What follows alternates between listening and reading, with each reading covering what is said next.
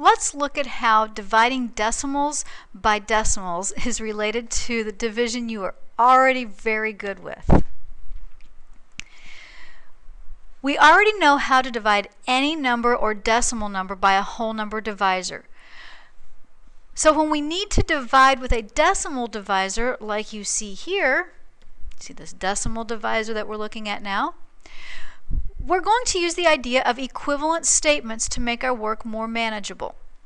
We looked at this at an in-class investigation at how we can take a division problem, multiply both the dividend and the divisor by the same factor, and we actually wind up with a division problem that is equivalent. It will give us the same result. So we're going to use that to develop a division problem that's like something we already know how to handle.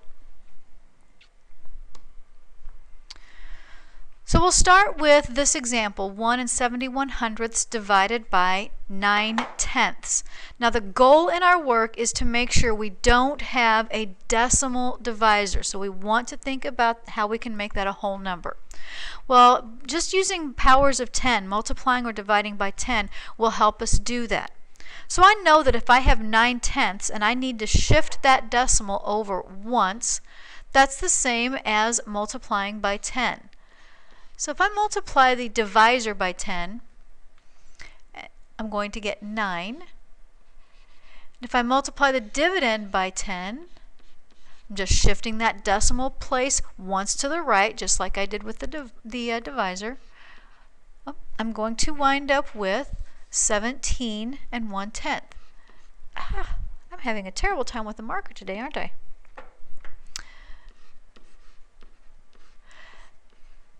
And so that division puzzle is going to give me the exact same outcome as 1 71/100 divided by 9/10. And since I already know how to work with a whole number divisor, my work is now something that's much easier to manage. So this process looks just like what we've been doing in the last several lessons. We're going to use that long division algorithm. We're going to go left to right. I can't get 9 out of 1, so I have to think about how many times I can get 9 out of 17. And we know that's only one time. So that 1's going in the 1's place over that 7 and 17. My decimal place is right there already.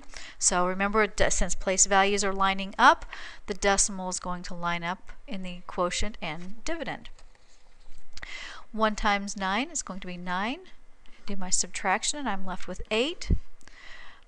And then it's that idea of bringing down the next digit so that I can continue. Try that again. And I'm going to think about that as 81 for a moment, and I know I can get 9 out of 81 9 times, because 9 times 9 is 81. When I subtract, I'm at 0. So that completes the process. So once you find an equivalent statement for a division problem with a decimal divisor, you already know the process. Next example looks at 2 64/100 divided by 6/10. I'm going to shift that decimal once to the right in the divisor to make it a whole number, so that's multiplying by 10. Means I have to do the same thing to the dividend.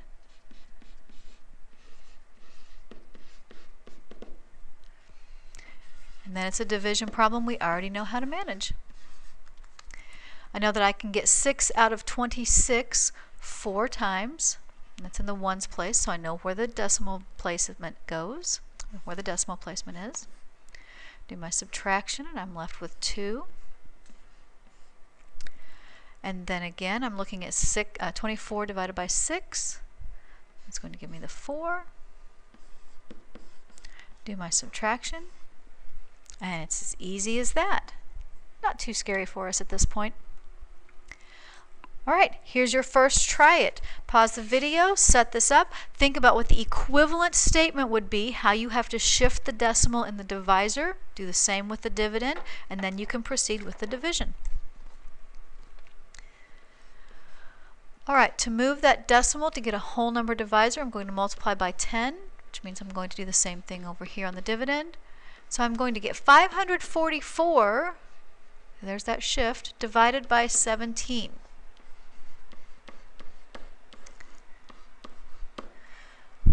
Since we can't get 17 out of 5, we have to think about how many times we can get 17 out of 54.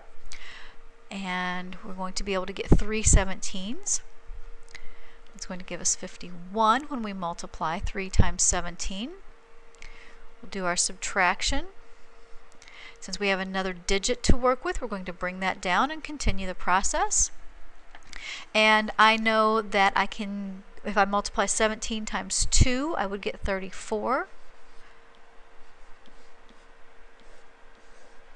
And I've hit 0, so I'm finished with this puzzle.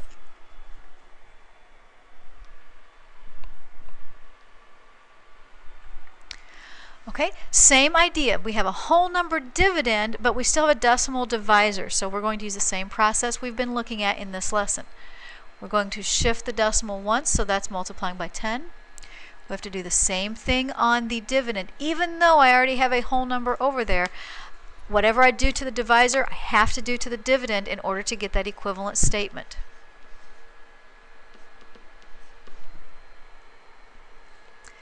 So I'm going to be dividing 520 by 4. And starting with the 5, I know I can get 4 out of 5 one time. Do my subtraction. Bring down my 2. I know I can, that 4 times 3 is 12, so my 3 is going up here. In the quotient, 3 times 4 is 12. My subtraction. Now I've hit 0, but remember, we still have a 0 in the ones place. So we have to take that into account in our work. And if you want to think about the process, you'd bring down that 0 and see how many times 4 would go into 0. Or we can recognize that that 0 becomes essential in our quotient in the ones place to hold the place value. All right, here's our last example for this lesson.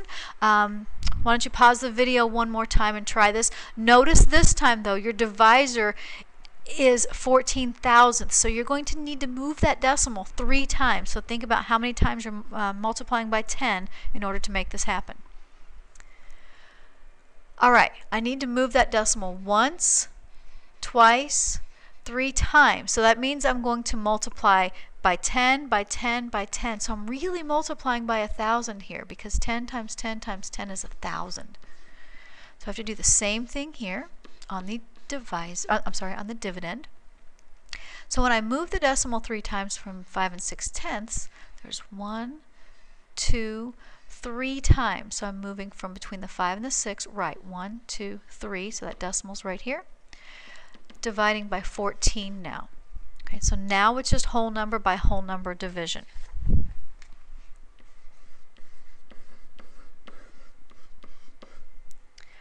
All right, 14 will go into 56 4 times. 4 times 4 is 16. Carry the 1. All right, when we subtract, we're already at 0, but notice that the 4 in the quotient is in the hundreds place. We still have the tens to account for and the ones because of the zeros here in the dividend. All right, I hope you're getting more comfortable with this division process and you're recognizing how these equivalent statements make dividing with decimals much easier to manage.